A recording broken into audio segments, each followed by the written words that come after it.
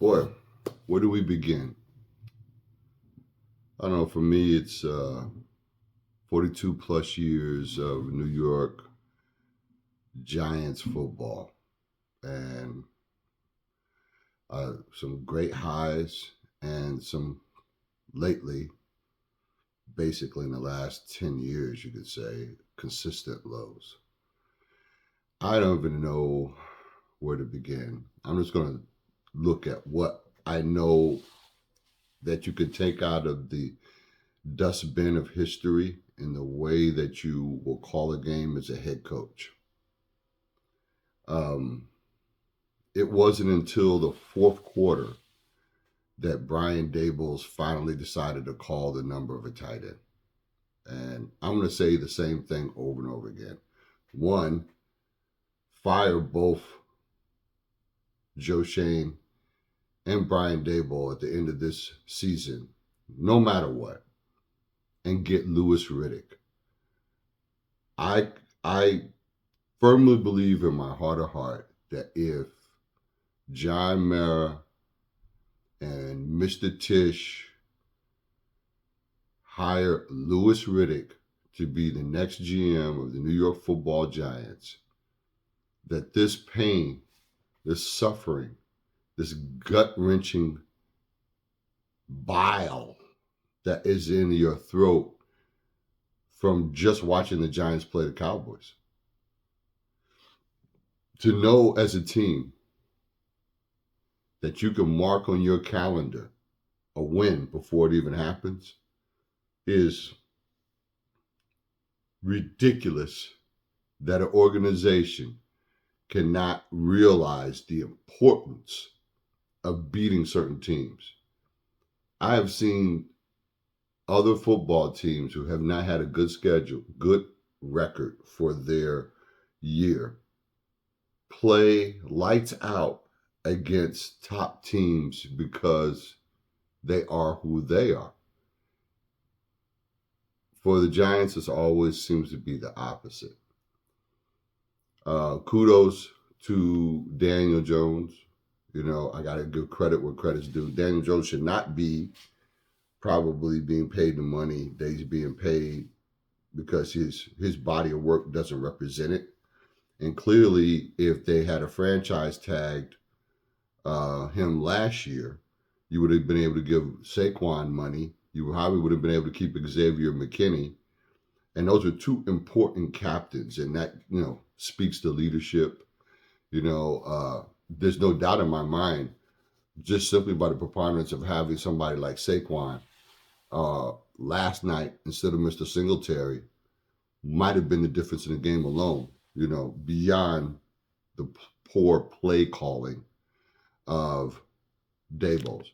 Every time you take a guy like Singletary who has a fumbling issue and try to run up the middle of the gut of a defense like the Cowboys, and yeah, they were getting gashed. They were getting gashed because the offensive lines of the two teams before were so good that they were able to create gaps for their running back to get through, who might arguably be a better running back for each one of those teams. Was it Alvin Kamara? And he speaks for himself, So, having said that, let's look at the play calling. And let's look at how you would deal with an aggressive defense. First plays from scrimmage, always going to be going to your tight ends, to your backs, and to your wide receivers. The whole idea, and this was something that they did achieve for the first time in a long time, long sustained drives that ate up time on the clock. Methodology was not as good as it should have been because, again, you have pass catching tight ends. You got people that you can do. If you can get 3.5 yards of play, you can keep a defense on the field and start to get them tired. As those D-backs start to collapse in on all these little out routes and these little short routes that are happening, that's when you go for the gusto. Jalen Hyatt should have been brought into the game a long time ago to spell Neighbors, but you beat up Neighbors so much, he practically had to be carried out on a fucking stretcher at the end of the game. All right, and this guy's a rookie. He's very good, But you can't expect a rookie to do what Terry McLaurin was doing on the other side of the field and be able to withstand that type of abuse and pounding. All right, so that's why you mix it up and give the guy a break. Let him get the fluids over there.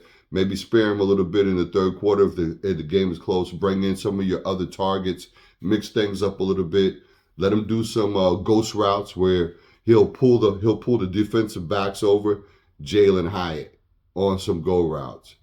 That was the most winnable game that they've had against the Cowboys in some time. And yet, you still got the loss. And it's just poor execution.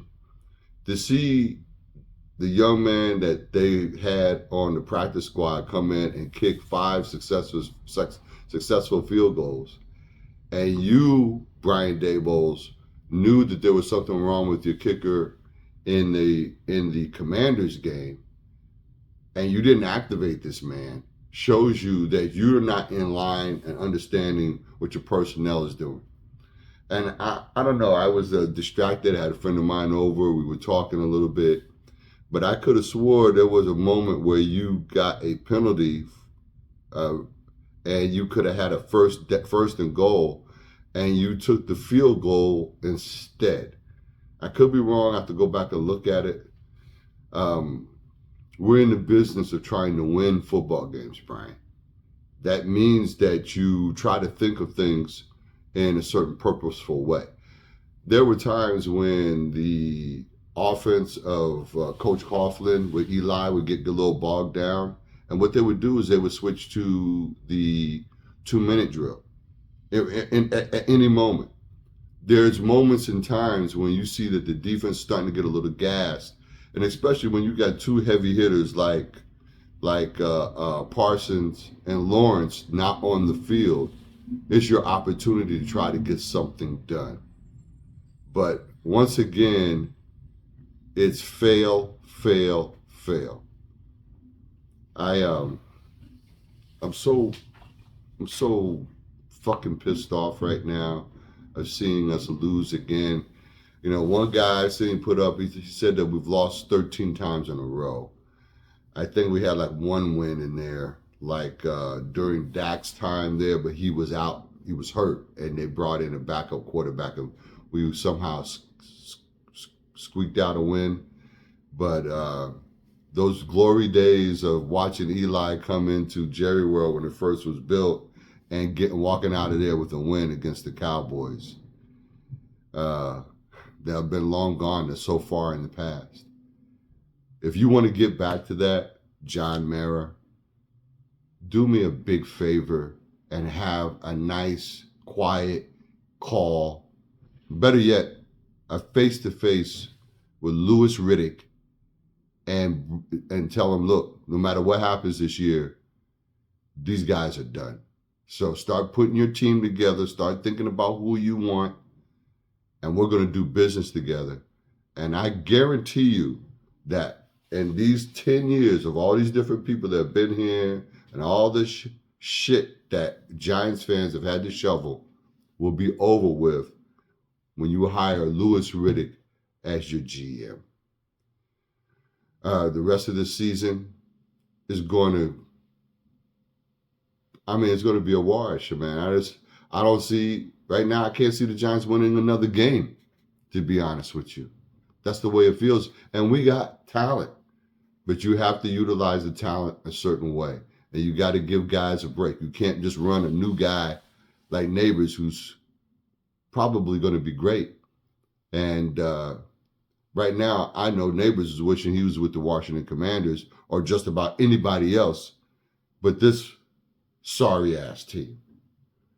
And thanks again, Joe Shane, for not really understanding the importance of certain people and their personality.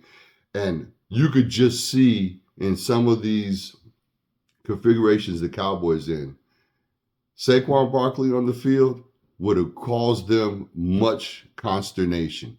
But they didn't have it. They literally bitch slapped the team. Knocked the ball out, Eric Gray. We got lucky, we got it back. They were punching and grabbing and ripping at the ball. poor Wandale Robinson's got two guys tackling him, and then here comes a fucking lineman and just smashes right into the guy's back. I'm surprised they didn't take him out on a stretcher, you know? And little plays. I mean, I commend you on the fourth down plays, and that they somehow managed to work. But you got a mobile quarterback in the early part of the season on dry ground. On a 4th and 4, do a power sweep to the right. Give us a better percentage chance to get that first down than to try to make him go back into the pocket and look for targets on a 4th down play. You know, you want to do what's the easiest thing to do. And I just feel like right now, I feel like we'd be better off putting Mr. Mike Kafka back in charge of the offensive play calls. Because I haven't seen anything that would suggest to me that Brian Daboll is a better play caller than Mike Kafka. There's some other things and other thoughts I have about the game. I will come back to you because I've slept and got up, and I feel as shitty as I did after the game last night. And just discussing it now has got me just completely and utterly disgusted. But you get an opportunity to also look at the Cowboys did not play a great game. They were vulnerable. There were plays there for the Giants to make. There were some drops. There were some overthrows. But overall, I would give Daniel Jones at least a B+, if not an A- for not turning over the ball, being decisive with it to a certain degree. The play calling was so vanilla, though. The defense could just sit back there and just, okay, what we're going to do? Oh, we're going to neighbors again. We're going to neighbors again. We're going to neighbors again. Hey, dummy. And meanwhile, on the other side of the field, and this is something that you notice, like say if the Chiefs play the Eagles in a Super Bowl or in a regular season game, Travis Kelce, Goddard, right? You're little out patterns. You're doing some shit, all right? So they kind of have a tendency to mirror each other. If you see that the offense in front of you is making some strides in a certain very distinct way, you kind of try to mirror that a little bit. Take some of those plays and use that same play against them. Not Brian Daboll's. I feel bad because the offensive line actually did a pretty good job. I would give them probably B- to B+ as well. Defense, I felt like there could have been a few more, maybe some stunts that could have thrown him off a little bit. But I think that Shane was reticent to do that because, hey, you know what? How many plays did the Cowboys do with Ferguson or the other tight end? There were some plays there where they got an extra. So they always were in 2nd and 2, 3rd and 2, 2nd and 4. Meanwhile, the Giants are in 3rd and 14, 3rd and 9, 3rd and 10. Are you shitting me? That's why you utilize those tight ends early. You want to do some dynamic plays that are quick movement plays. That's where you can institute a 2-minute offense at any point that stops them from making substitutions. And the Cowboys had almost 100 yards in penalties. We still lost the game. You drove the ball down the field, but you couldn't get in the red zone to save your life because you couldn't think and do anything that was different and dynamic. Misdirection play, swing out, little swing pass to one of your tight ends. I can't believe how many times Daniel Bellinger was somebody receiving the ball, and now the guy doesn't get any catches whatsoever. So, you got to use the tools on your field. You got to use your tools in your toolbox. And Brian Daboll doesn't know how to do it. I actually feel like he has given up on it. And I can see if you get a few more games like this where the team is going to give up on him. And I don't think they really like him personally anyway. And nowadays, when you are in the trenches like that, you got to have a leadership that has value. And I can't help but think of the scene from Aliens where they say, hey, how many combat drops did you have? He goes 30, simulating, How many actual combat drops have you had? One, this one. Come on, man. This is horrible. Giants fans around the world deserve more. And I can promise you that there were so many people, even people that are not New York Football Giants fans, but fans of the NFL, wanted to see the Cowboys lose. And once again, they won. Let's go, Big Blue. And Brian Dabols, Joe Shane, as they say in New York, take a very long walk off a very short pier.